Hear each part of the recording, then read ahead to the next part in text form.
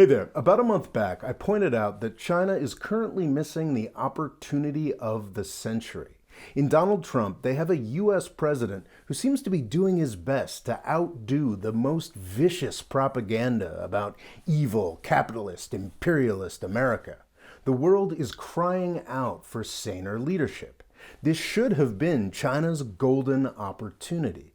Instead, they have chosen to use this time to build concentration camps in Xinjiang and screw up their financial window on the world in Hong Kong, perhaps permanently.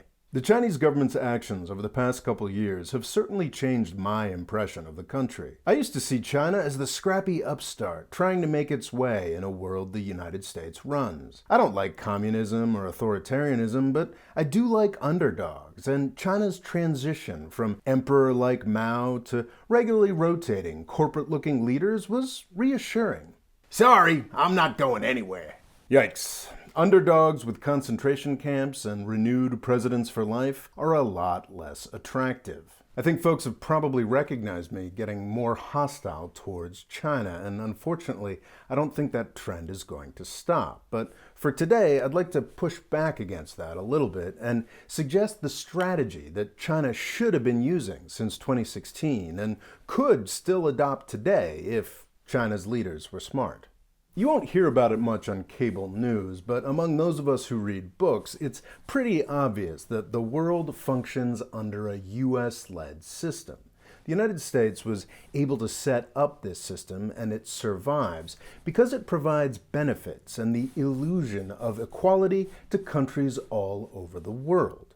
But since the end of the Cold War, the United States has been acting in ways that puts this system into jeopardy. Remember sovereignty, the idea that every country has the right to mind its own business? The US treats that idea like toilet paper now, not just for places like Iraq, Syria, and Libya, but for any country in the world that tries to maintain its own trade policy with a growing number of countries. Remember security? Over the past decade, the European Union was almost destroyed twice. First by a US financial crisis, then by US policies in the Middle East that created a flood of refugees. What has saved U.S. leadership so far is actually the Chinese Communist Party. Sure, the U.S. looks like more and more of a demented basket case, but what the Chinese have going still looks a lot scarier. They're not offering anybody sovereignty or security either. The thing is, over the past decade or so, a troubling new aspect of U.S. hegemony has developed, and the Chinese may really have the antidote to it.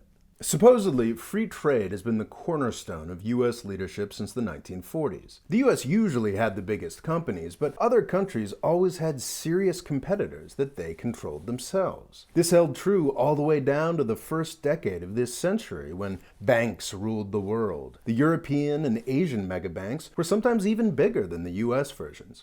This balance, or at least appearance of balance, has now disappeared entirely. The most important and valuable companies in the world are all technology companies, and our allies don't seem to have any. Oh wait, I guess all of Europe can congratulate itself on having Spotify? Woohoo!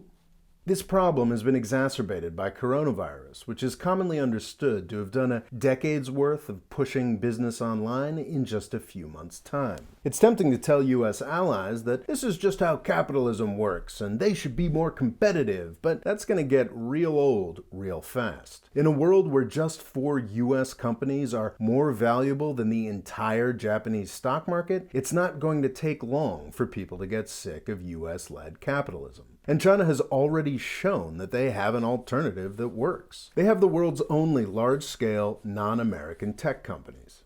When we think of China's Great Internet Firewall, we usually think of oppression and censorship, but it has also meant that China can hold on to independent internet companies. Countries across Europe and Asia that remember independent economic life are going to find that prospect more and more attractive. If you doubt that this instinct for freedom exists, I suggest you read more about the EU's long-running battles against US technology companies like Google and Microsoft.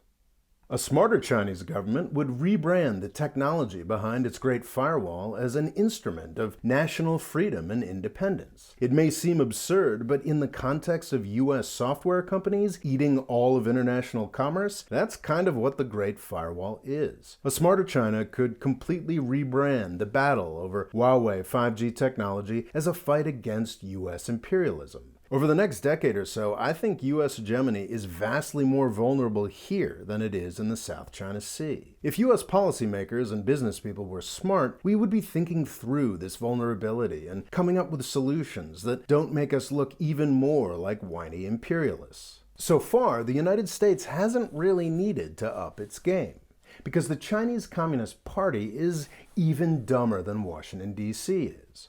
China is filled with brilliant, strategically minded, entrepreneurial people. Luckily for the US, it is still run by morons who think that cultural genocide is a good PR strategy for the new Cold War. As I've said before, the Chinese Communist Party is the United States' best friend, but we won't be able to rely on its stupidity forever. Thanks for watching. Please subscribe and click the bell next to the subscribe button to get a notification whenever I upload a new video. Thanks.